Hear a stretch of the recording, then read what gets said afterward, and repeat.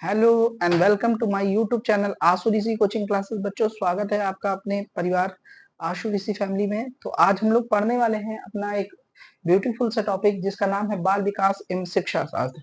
तो चलिए देख लेते हैं हम लोग कि बाल विकास क्या है और शिक्षा शास्त्र क्या है। बच्चों, बाल विकास और शिक्षा शास्त्र पढ़ने से पूर्व हम लोग थोड़ा सा कुछ चीजों पे ध्यान देंगे, है ना। देखिए, बाल विकास पढ़ने से पूर्व हम लोग यह देखते हैं कि यह जो है टॉपिक कहाँ कहाँ पे इम्पोर्टेंट होता है और कहाँ कहाँ पे इसकी रिलेटिविटी होती है। तो चलिए हम लोग देखते हैं बाल विकास क्या है। तो बच्चों, बाल विकास और शिक्षा शास्त्र पढ़ने से पूर्व हम लोग यह देखेंगे कि शिक्षा क्या है ना। और बाल विकास और शिक्षा शास्त्र में बाल विकास का क्या महत्व है शिक्षा के अंतर्गत, तो उन सारी चीजों को हम लोग अच्छे से देखने वाले हैं। तो चलिए बात कर लेते हैं शिक्षा की। तो शिक्षा शब्द, अगर शिक्षा शब्द की बात करें तो शिक्षा शब्द शिक्ष धातु से, शिक्ष धातु में आ प्रत्यय लगाने से बना है, जिसका अर्थ, अगर इसके अर्थ की बात करें बच्चों, तो जिसका अर्थ है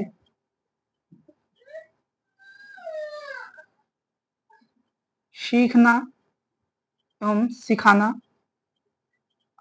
अगर हम बात करते हैं शिक्षा की, तो शिक्षा क्या है? सीखना व सिखाना।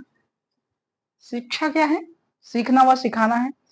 अगर हम बात करते हैं जो इस शिक्षा का जो अंग्रेजी शब्द है एजुकेशन,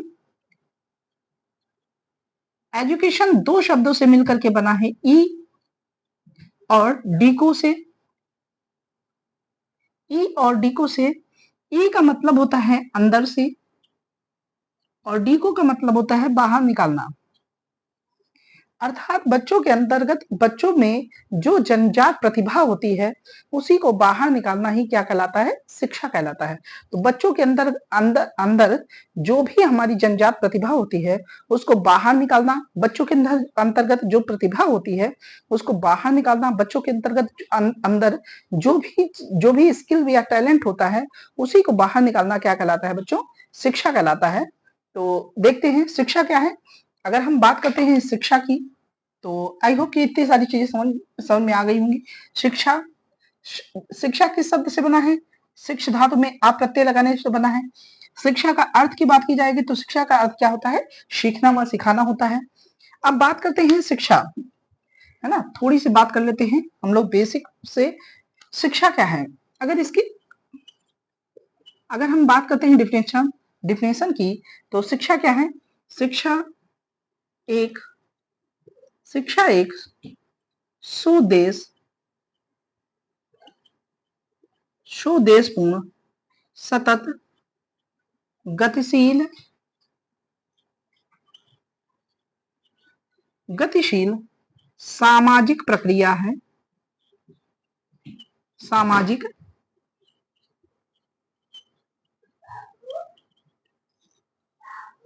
सामाजिक प्रक्रिया है। शिक्षा एक सुउद्देश्यपूर्ण सतत गतिशील सामाजिक प्रक्रिया है जिसके द्वारा मनुष्य की,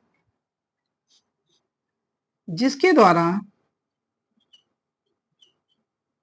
जिसके द्वारा मनुष्य की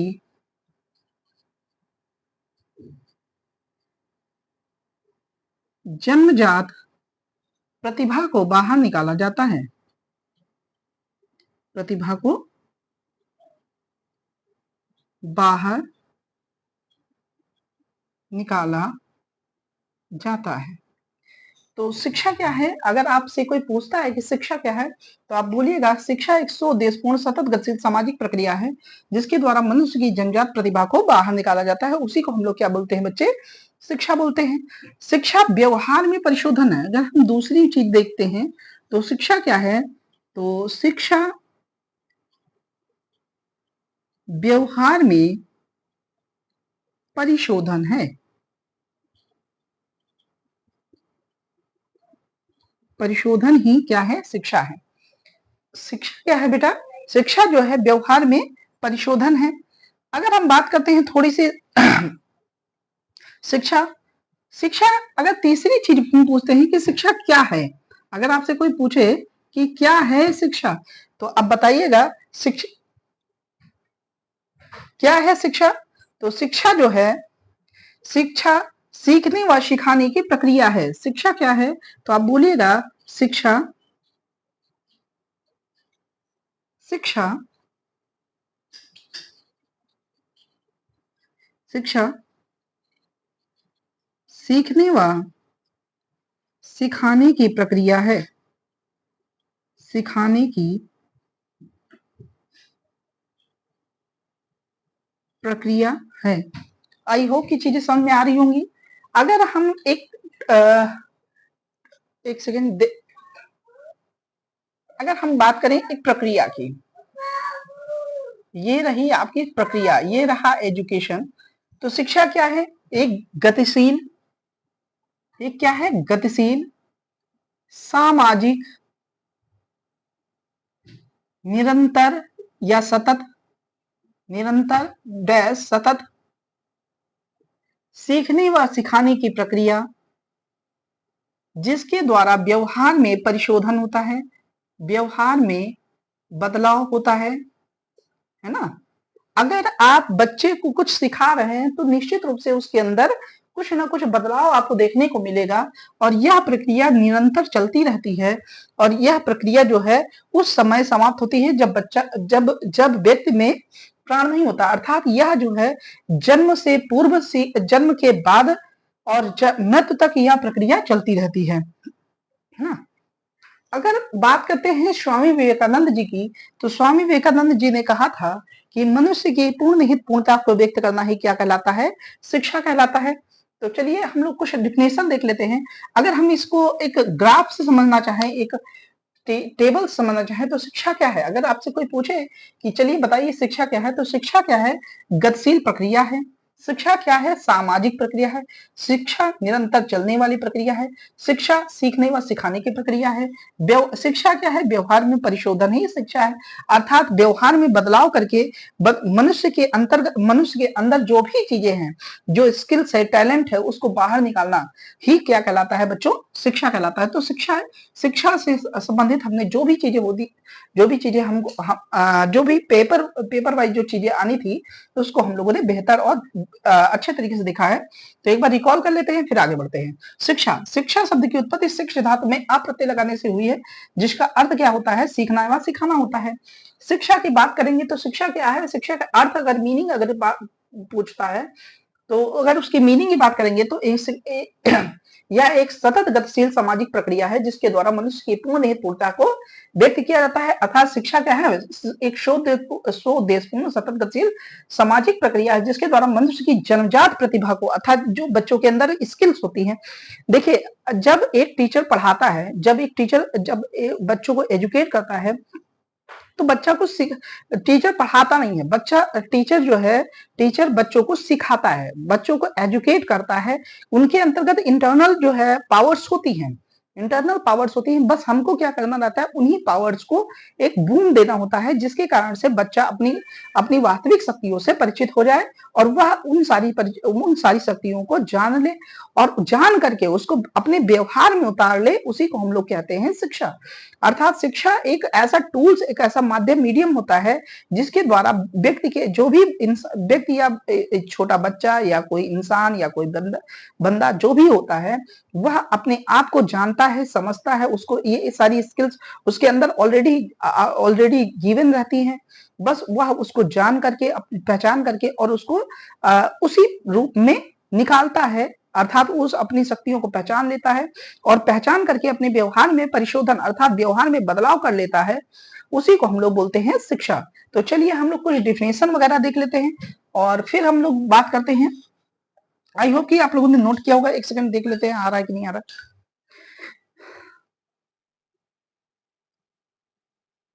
ठीक है, सारी चीजें बहुत ही प्रॉपर हो रही हैं, है ना। तो आप लोगों को मजा भी आ रहा होगा।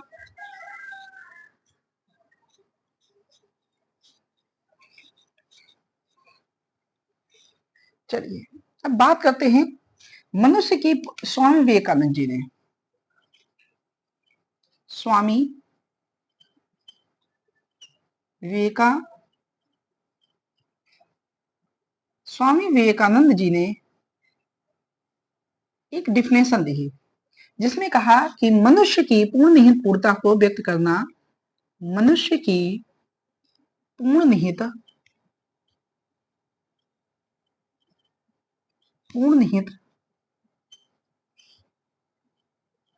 मूर्तियां को व्यक्त करना ही शिक्षा है। मनुष्य की पूर्ण निहित प्रवृत्ता को व्यक्त करना ही क्या कहलाता है बच्चों? शिक्षा कहलाता है। अब बात करते हैं अरस्तु जी की। तो अरस्तु जी ने क्या कहा था? स्वस्थ शरीर में स्वस्थ मस्तिष्क का निर्माण करना ही शिक्षा है। स्वस्थ शरीर में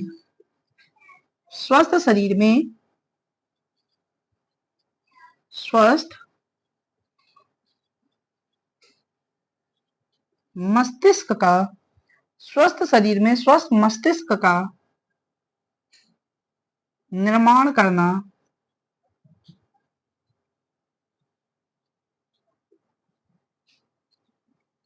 ही शिक्षा है। स्वस्थ शरीर में स्वस्थ मस्तिष्क का निर्माण करना ही क्या कहलाता है? शिक्षा कहलाता है। ऐसा अगर इस कथन की बात की जाएगी तो ऐसा कथन किसका था? आदरणीय फ्रॉबेल महोदय का था। शिक्षा एक प्रक्रिया है जिसके द्वारा बालक अपनी आंतरिक शक्तियों को बाह्य शक्तियों का रूप देता है। तो ऐसा कथन किसका था? फ्रॉबेल का था। तो फ्रॉबेल महोदय कहते हैं शिक्षा एक प्रक्रिया है।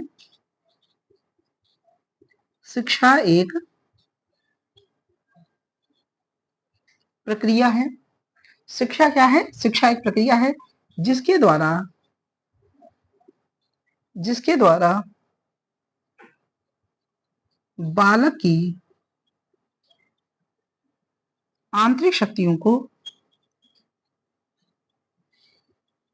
आंतरिक शक्ति को बाह्य शक्ति का रूप दिया जाता है।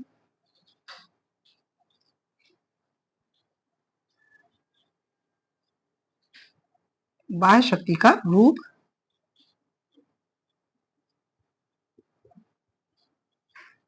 बाह्य शक्ति का रूप दिया जाता है। ठीक है। तो क्या है शिक्षा? अगर आपसे पूछता है कोई कि बताइए क्या है शिक्षा, अगर फ्रॉबेल के आधार पर पूछता है तो बताइएगा शिक्षा वह प्रक्रिया है जिसके द्वारा बालक की आंतरिक शक्तियों को बाह्य शक्तियों का रूप दिया जाता है। उसी को हम लोग क्या बोलते हैं? शिक्षा बोलते हैं।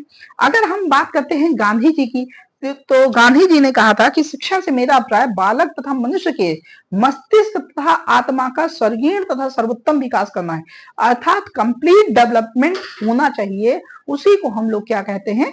शिक्षा कहते हैं। अगर बात करते हैं मैकेंजी महोदय की, तो मैकेंजी महोदय कहते हैं कि शिक्षा जो है एक व्यापक अर्थ में रहता है। शिक्षा, अगर मैकेंजी महोदय के कथन को देखें तो मैकेंजी महोदय ने कहा है कि शिक्षा जो है एक व्यापक शब्द है जो जीवन प्रयत्न चलता रहता है, अर्थात जो जन्म के साथ जो प्रक्रिया है, जो शिक्षा है, जो जीवन के साथ भी जैसे ही बच्चा पैदा होता है वैसे ही शिक्षा उसको कोई ना कोई प्रोसेस वो जरूर सीखने लगता है।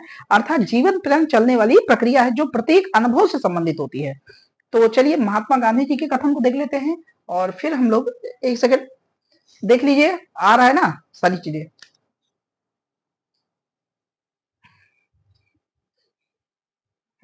कोई दिक्कत नहीं है, हम लोग कर सकते हैं। तो महात्मा गांधी के शब्दों में देख लेते हैं।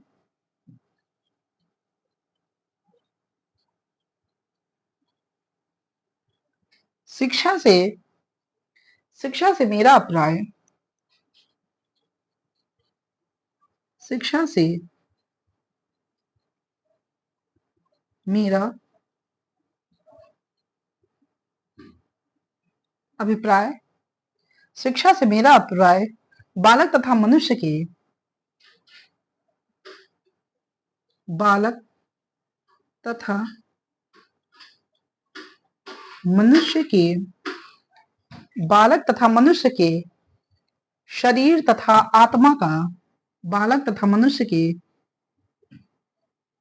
शरीर तथा आत्मा का सर्वांगीण तथा सर्वोत्तम विकास से है। शरीर तथा आत्मा का सर्वांगीण तथा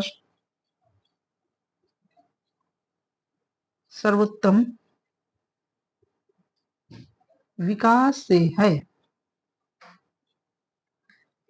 तो नोट कर लीजिए, सर्वांगीण तथा सर्वोत्तम विकास से है ना। महात्मा गांधी जी ने कहा, महात्मा गांधी जी का जो कथन था, शिक्षा से मेरा अभिप्राय, यहाँ से एक क्वेश्चन आया हुआ है तो ये इंपॉर्टेंट बन जाता है आप लोगों के लिए। महात्मा गांधी जी ने कहा, शिक्षा से मेरा अभिप्राय बालक तथा मनुष्य के शरीर तथा आत्मा का सर्वांगीण तथा सर्वोत्तम विकास ही क्या कहलाता है, शिक्षा कहलाता है बच्चों।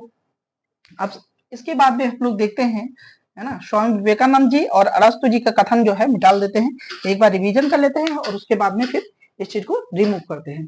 ठीक है, स्वामी विवेकानंद जी ने कहा कि मनुष्य की पूर्ण हित पूर्णता को व्यक्त करना ही क्या कहलाता है, शिक्षा कहलाता है। अरस्तु जी ने कहा, स्वस्थ शरीर में स्वस्थ मस्तिष्क का निर्माण करना ही क्या कहलाता है बच्चों, शिक्षा कहलाता है ना।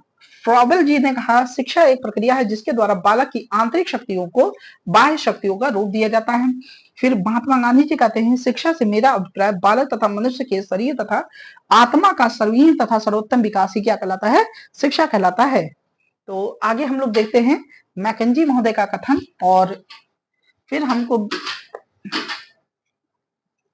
चलिए, तो मैकेंजी महोदय का कथन,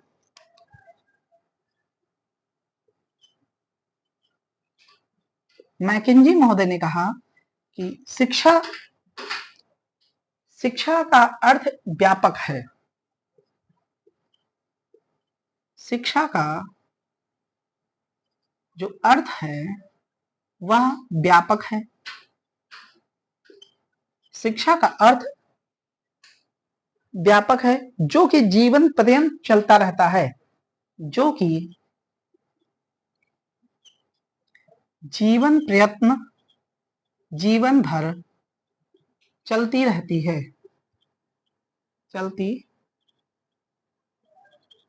जीवन प्रयत्न चलती रहती है। ठीक है, जो प्रत्येक अनुभव से संबंधित होती है। ठीक है, शिक्षा का अर्थ व्यापक है जो कि जीवन प्रयत्न चलती रहने वाली प्रक्रिया है, जीवन भर चलती रहने वाली अच्छा से लिख देते हैं, जीवन भर चलती रहने वाली प्रक्रिया है जो प्रत्येक अनुभव से संबंधित होती है, जो कि प्रत्येक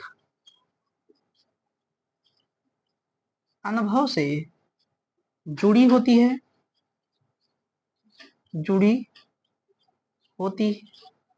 है या अनुभव से संबंधित होती है।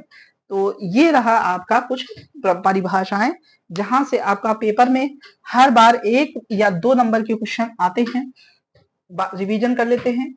मैकेंजी महोदय ने कहा कि शिक्षा एक व्यापक अर्थ में प्रयोग की जाने वाली प्रक्रिया है। शिक्षा क्या है, एक व्यापक अर्थ में प्रयोग की जाने वाली प्रक्रिया है जो कि प्रत्येक अनुभव से संबंधित होती है। शिक्षा, फ्रॉबेल जी ने कहा कि शिक्षा एक प्रक्रिया है। फ्रॉबेल जी ने कहा, शिक्षा एक प्रक्रिया है जिसके द्वारा बालक की आंतरिक शक्तियों को बाह्य शक्तियों का रूप दिया जाता है। महात्मा गांधी जी ने कहा कि शिक्षा से मेरा अभिप्राय बालक तथा मनुष्य के शरीर तथा आत्मा का सर्वांगीण तथा सर्वोत्तम विकास ही क्या कहलाता है, शिक्षा कहलाता है।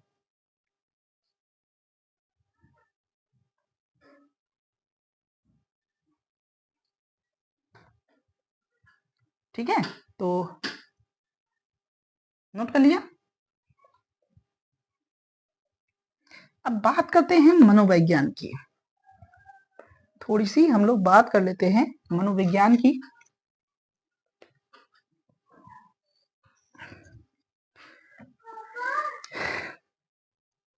मनोविज्ञान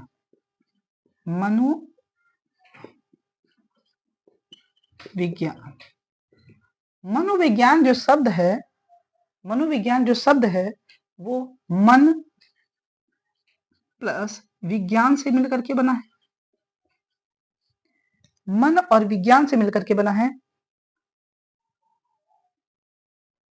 ठीक है, सही आ रहा ना। हाँ ठीक है। मनोविज्ञान शब्द दो शब्दों से मिलकर के बना है, मन और विज्ञान, अर्थात मन का विज्ञान ही क्या कहलाता है, मनोविज्ञान कहलाता है। मन का विज्ञान ही, मन का विज्ञान ही मनोविज्ञान कहलाता है।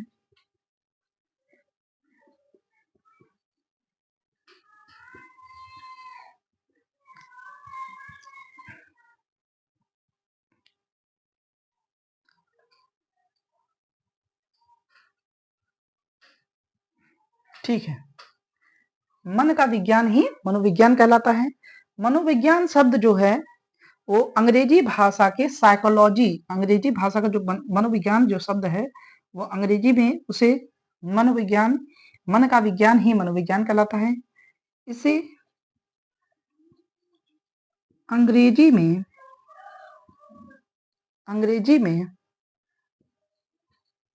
साइकोलॉजी,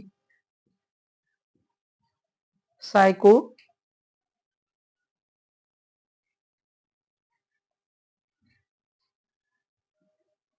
सही है ना, है ना? हाँ, मन का विज्ञान ही मनोविज्ञान कहलाता है। इसे अंग्रेजी में साइकोलॉजी कहते हैं, जो कि साइको और लोगस से मिलकर के बना है, जो कि यूनानी भाषा का शब्द, यूनानी भाषा के शब्द साइको और लोगस से मिलकर के बना है। साइको, साइको, साइके और लोगस,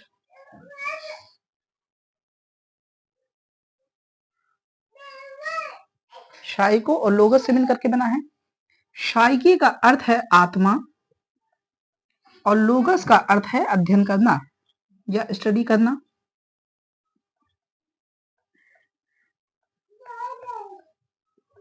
अध्ययन करना, ठीक है। तो बाबू, ठीक है ना। तो मनोविज्ञान, मनोविज्ञान क्या है, मनोविज्ञान दो शब्दों से मिलकर के बना है, मन और विज्ञान। मन का विज्ञान ही मनोविज्ञान कहलाता है। इसे अंग्रेजी में साइकोलॉजी कहते हैं, जो कि यूनानी भाषा के साइकोलोगस शब्द से मिलकर के बना है। साइको का अर्थ होता है आत्मा और लोगस का मतलब होता है अध्ययन करना, अर्थात आत्मा का अध्ययन करना ही क्या कहलाता है। ये जो प्राचीन जो डिफिनेशन थी वो 16 एडी की, जो 16 एडी में जो डिफिनेशन प्रचलित हुई थी, अर्थात आत्मा का अध्ययन करना, आत्मा का अध्ययन, आत्मा का अध्ययन करना ही मनोविज्ञान कहलाता है।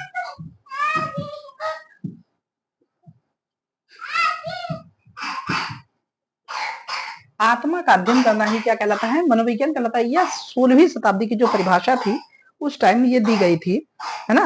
अगर इस विचारधारा को मानने वाले, चलिए हम लोग देख लेते हैं, अच्छे से देख लेते हैं ना। अगर पूछता है, कई बार पूछ लेता है कि मनोविज्ञान शब्द की उत्पत्ति कहां से हुई है, तो मनोविज्ञान शब्द की जो उत्पत्ति है वह दर्शन से हुई है, दर्शन शास्त्र से हुई है ना। कई बार इस प्रकार के इंटू पिंटू क्वेश्चन पूछता है, तो आप बताइएगा कि मनोविज्ञान शब्द की जो उत्पत्ति है वह दर्शन शास्त्र से हुई है। मनोविज्ञान दो शब्दों से मिलकर के बना है, मन और विज्ञान, अर्थ मन का विज्ञान ही क्या कहलाता है, मनोविज्ञान कहलाता है।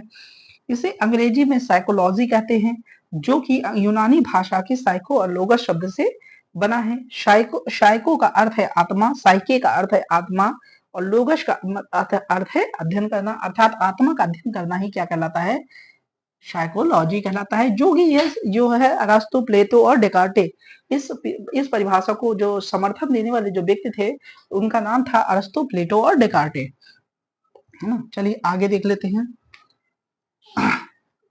16वीं शताब्दी के संबंध में, है ना, कुछ परिभाषाएं। मनोविज्ञान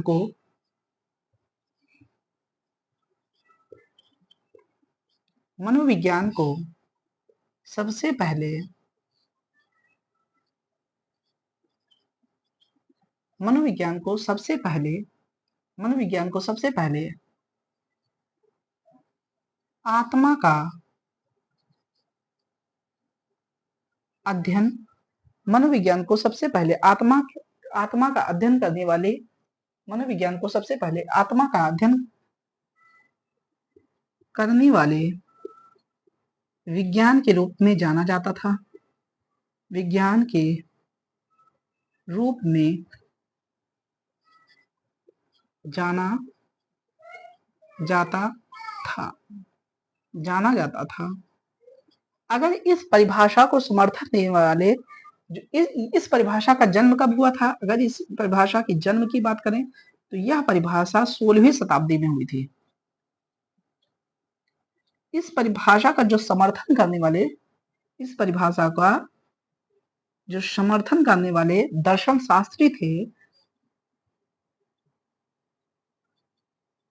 शास्त्री थे उनमें अरस्तु जी, प्लेटो जी और डेकार्टे। अरस्तु, प्लेटो और डेकार्टे, ये कुछ नाम हैं। अरस्तु, प्लेटो और डेकार्टे, ये कुछ नाम हैं जो इस परिभाषा का समर्थन करते हैं। लेकिन यह परिभाषा जो है 17वीं शताब्दी के अंत में समाप्त हो जाती है। अर्थात इस परिभाषा का महत्व जो है वो 17वीं शताब्दी के अंत में 16वीं शताब्दी के अंत में 17वीं बता दिया मैंने। 16वीं शताब्दी का जैसे जैसे अंत होता जाता है इस परिभाषा की रिलेटिविटी समाप्त हो जाती है। तो इस परिभाषा का अंत जो है वो 16वीं शताब्दी के अंत तक हो जाता है। ठीक है, तो नोट कर लीजिए।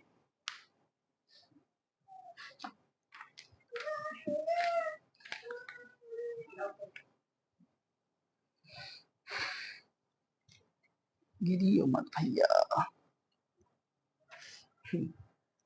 ठीक है, अब बात करते हैं 17वीं शताब्दी की, तो इसको इरेज कर देते हैं। मनोविज्ञान को सबसे पहले आत्मा का अध्ययन करने वाले विज्ञान के रूप में जाना जाता था। इस परिभाषा को यह परिभाषा कब दी गई थी? तो 16वीं शताब्दी में दी गई थी। इस परिभाषा का समर्थन करने वाले जो दर्शन शास्त्री थे उनमें आपके अरस्तु, प्लेटो और डेकार्टे महोदय आते हैं। अब 17वीं शताब्दी में मन मस्तिष्क का अध्ययन करने वाला, अर्थात मन एवं मस्तिष्क का अध्ययन करने वाला, जो 17वीं शताब्दी के जो डिफिनेशन थे मन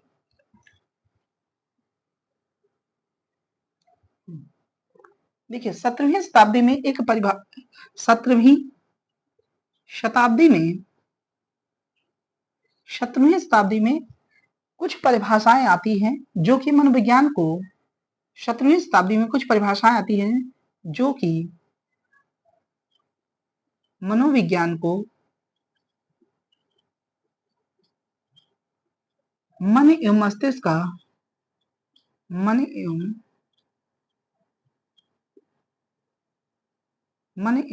मस्तिष्क का विज्ञान मानती हैं। मन एवं मस्तिष्क का विज्ञान मानती हैं और इसका अध्ययन करती हैं और इसका अध्ययन करती है। अब अगर पूछा जाए कि इन मन एवं मस्तिष्क का, ध्यान से देखिएगा, पहले तो आत्मा का अध्ययन, फिर दूसरा है मन एवं मस्तिष्क का अध्ययन, मन एवं मस्तिष्क का अध्ययन,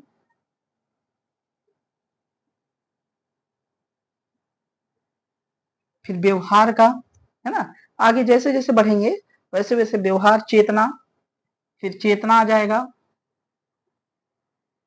और फिर आपका व्यवहार आ जाएगा। तो इस प्रकार से सर्वप्रथम मनोविज्ञान ने आत्मा का त्याग किया, फिर मन एवं मस्तिष्क का त्याग किया, फिर चेतना का त्याग किया और अंततः वह व्यवहार के विज्ञान के रूप में जानी जाती है। तो ये परिभाषा हमारी अंत में आएगी। 17वीं शताब्दी में जो कि मनोविज्ञान को मन एवं मस्तिष्क का विज्ञान मानती थी और इसका अध्ययन करती थी, इस परिभाषा का अगर समर्थन करने वाले व्यक्तियों की बात की जाए तो लिपनिज महोदय, लॉक महोदय, Locke Hobbes, Locke Hobbes, Kant एवं पोम्पोलॉजी, पोम्पोलॉजी आदि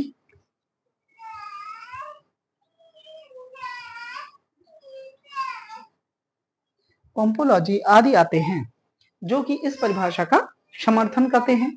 अब बात करते हैं 19वीं शताब्दी की।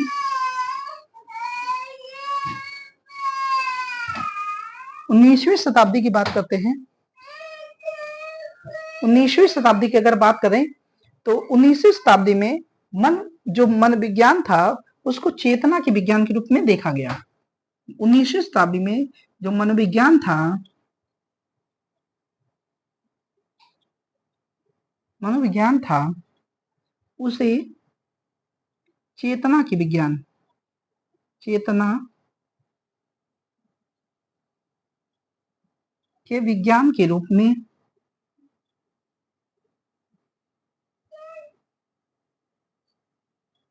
देखा गया, चेतना के विज्ञान के रूप में देखा गया। इस परिभाषा को मानने वाले विलियम वुंट, टिंचनर और विलियम जेम्स और सली महोदय थे। इस विचारधारा का समर्थन करने वाले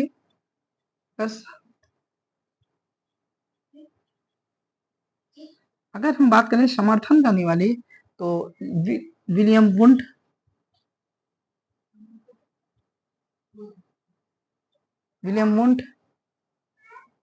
टिंचनर,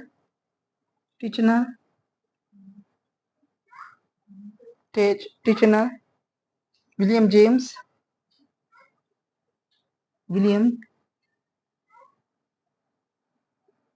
जेम्स, शली, वाइब आदि महोदय, आदि कुछ अर्थशास्त्री थे, आदि कुछ दर्शन शास्त्री थे जिन्होंने इस परिभाषा का समर्थन किया है कि मनोविज्ञान क्या है, चेतना का विज्ञान है। अब बात करते हैं 20वीं शताब्दी की। ठीक है, तो बात करते हैं 20वीं शताब्दी की। तो 20वीं शताब्दी में जो परिभाषा थी वह व्यवहार का विज्ञान, मनोविज्ञान को व्यवहार के विज्ञान के रूप में देखा गया। मनोविज्ञान को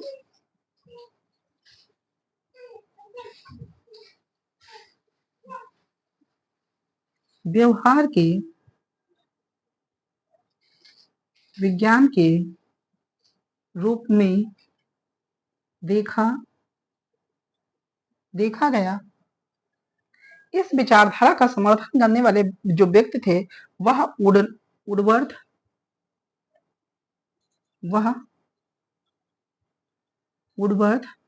और स्किनर आदि महोदय थे। वुडवर्थ और स्किनर आदि महोदय थे। एक सेकंड देख लेते हैं।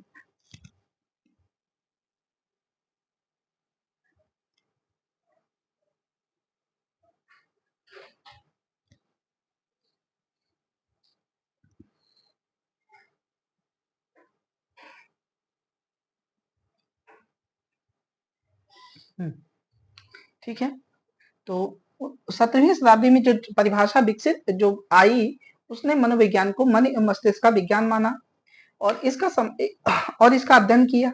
इस परिभाषा को जो समर्थन देने वाले जो व्यक्ति थे वह लिपनिज, लॉक्स, हॉब्स, कांट एवं पोम्पोलॉजी महोदय थे। 19वीं शताब्दी में जो मनोविज्ञान था उसे चेतना के विज्ञान के रूप में देखा गया। इस विचारधारा का जो समर्थन करने वाले थे वह William Wundt, Titchener, William James, सली, वाइब आदि महोदय थे। 20वीं शताब्दी में मनोविज्ञान को व्यवहार के विज्ञान के रूप में देखा गया। इस परिभाषा को जो समर्थन देने वाले जो व्यक्ति थे वह थे आपके विलियम वुंट, विलियम वुडवर्थ और स्किनर महोदय थे। तो जल्दी जल्दी से नोट कर लीजिए।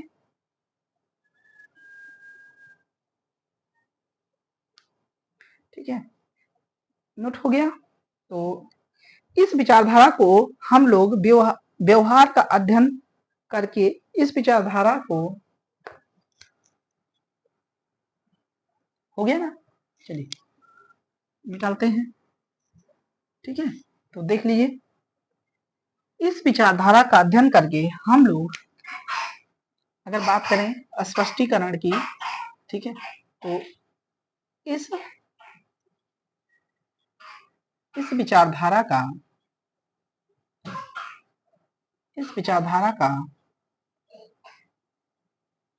अध्ययन करके हम लोग इस विचारधारा का अध्ययन करके हम लोग क्यों, क्या, क्यों, कैसे, कब आदि बातों को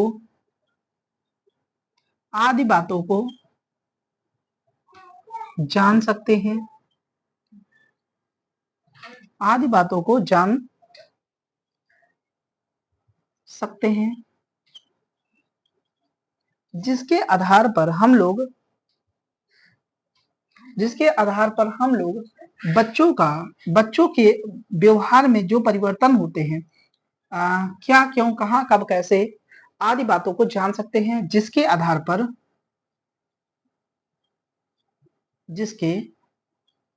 आधार पर हम लोग जो बालकों के अंतर्गत जो बालकों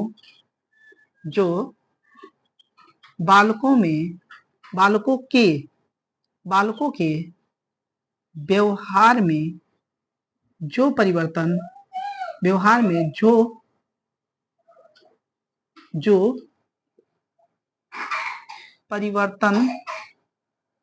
होते हैं, उसको जान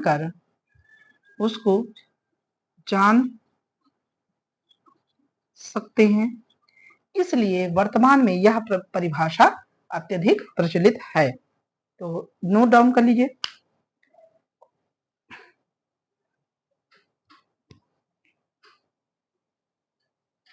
है ना। अब बात करते हैं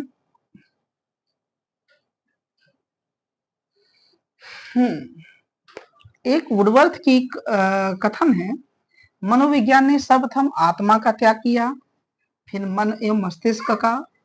देखिए, मैं शॉर्ट में बता दे रहा हूँ, वुडवर्थ का कथन है, जैसा कि मैंने बताया था।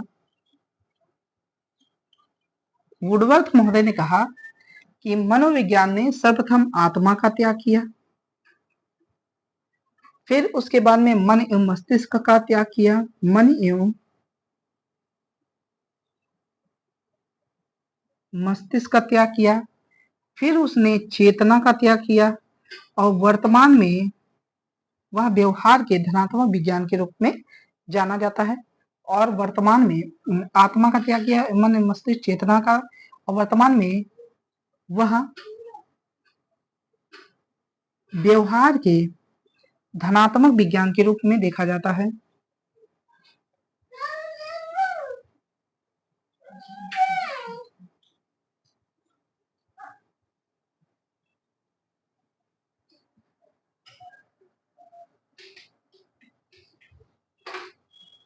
देखा जाता है।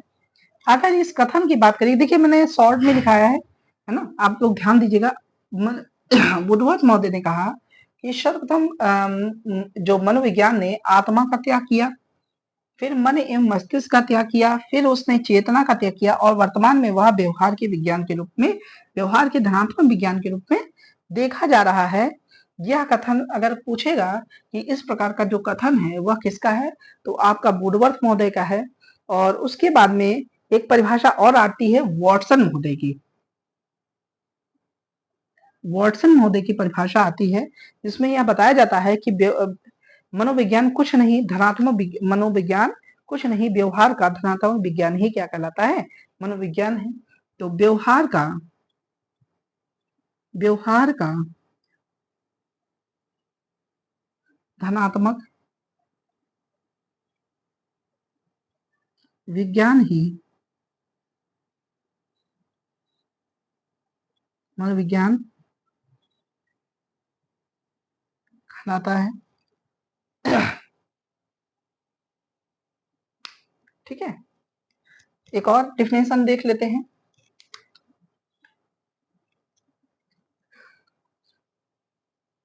ठीक है, तो यहाँ से इरेज कर देते हैं हम लोग, और क्रो महोदय की देख लेते हैं ना। क्रो महोदय ने कहा, क्रो महोदय,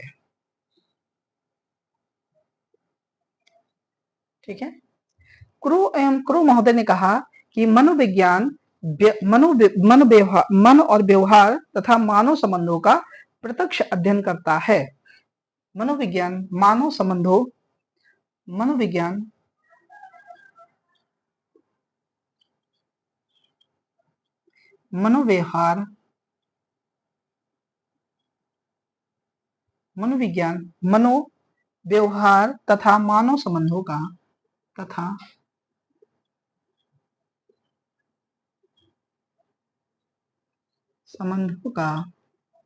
प्रत्यक्ष अध्ययन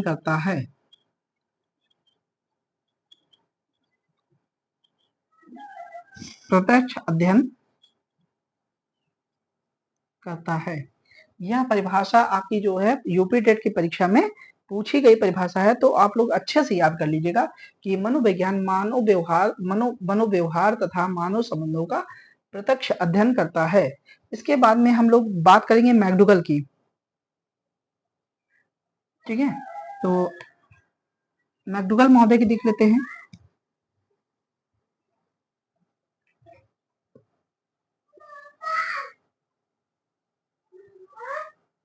मैकडूगल महोदय ने कहा, मनोविज्ञान आचरण एवं व्यवहार का यथार्थ विज्ञान है। आचरण एवं व्यवहार का यथार्थ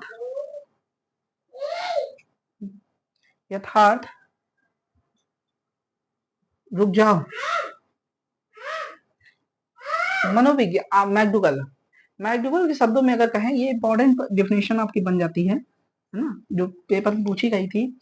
मनोविज्ञान क्या है? आचरण एवं व्यवहार का यथार्थ विज्ञान ही क्या कहलाता है? मनोविज्ञान कहलाता है। तो हमारा जो दूसरा टॉपिक रहेगा वह रहेगा मनोविज्ञान का क्षेत्र। मनोविज्ञान का क्षेत्र और मनोविज्ञान का क्षेत्र देख लेंगे, और फिर मनोविज्ञान की विशेषताएं भी देख लेंगे, है ना। मनोविज्ञान का क्षेत्र,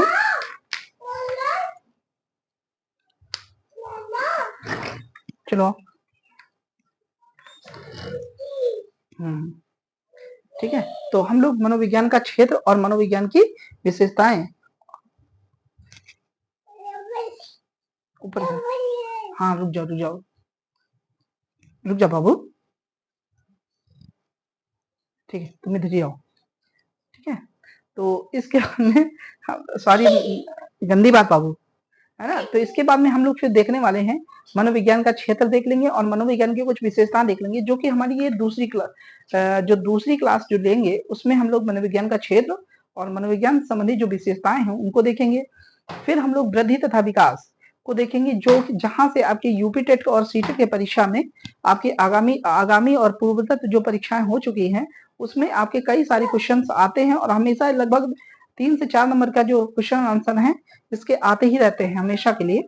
तो थैंक यू सो मच आप लोगों का वीडियो देखने के लिए, और बस ऐसे ही आप लोग अपना प्यार और जो भी चीजें हैं उसको बनाए रखिए, और मिलते हैं नई वीडियो के साथ में जो कि आपकी कल आएगी। और इस तरह से आपकी जो है निरंतर कक्षाएं जो है आपकी कंटिन्यू रहेंगी, और कोशिश करेंगे कि हम आपका जो सुपर टेट का जो पेपर है उसकी परीक्षाओं को समाप्त करें। तो thank you so much all of you, है ना। मिलते हैं नई वीडियो के साथ में, तो थैंक यू सो मच।